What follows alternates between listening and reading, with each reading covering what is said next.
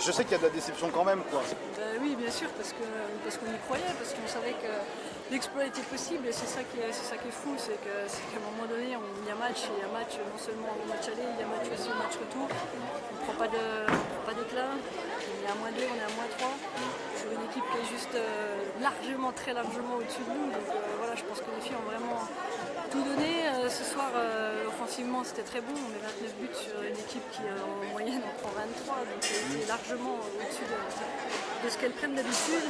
Là où on n'a pas trouvé la clé, c'est défensivement. On a tout essayé. On est resté aplati, ça a tiré de loin. Quand on s'est étagé, elles ont trouvé les pivots à 6 mètres. Donc voilà, elles ont juste eu un peu plus les clés pour nous faire déjouer. Mais voilà, je retiens une ambiance extraordinaire et ça fait. Le problème, c'est qu'il y aura +3, +4 pour elle. Il y a aussi les 2 buts d'avance, donc vous avez préféré faire sortir, jouer en supériorité.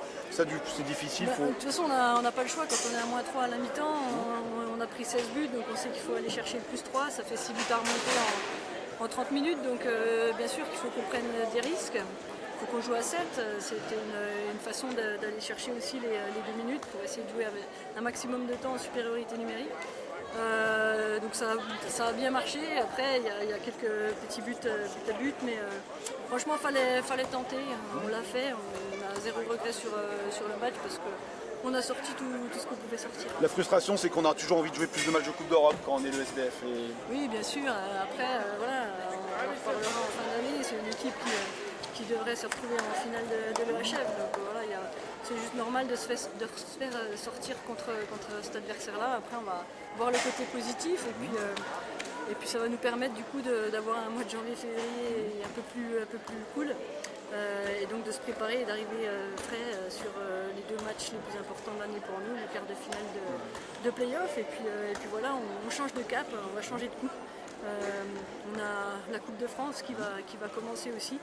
Et la Coupe de France, c'est des matchs secs. On sait que sur un match, on peut battre tout le monde. Donc on va se focaliser à fond sur ces 2 compétitions. En fait, vous allez utiliser Odense et ces 2 matchs-là comme référence un peu, j'imagine. Oui, bien sûr.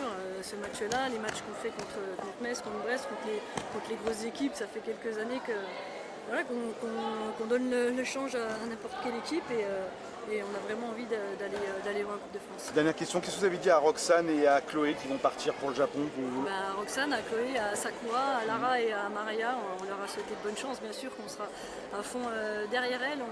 On les suivra, on les encouragera et j'espère que voilà, il y en a une ou 2 qui reviendront médaillées. Sans faire du favoritisme, mais sur les 2 françaises, du coup, j'imagine que vous êtes contente pour elles Oui, bien sûr qu'on est très fiers.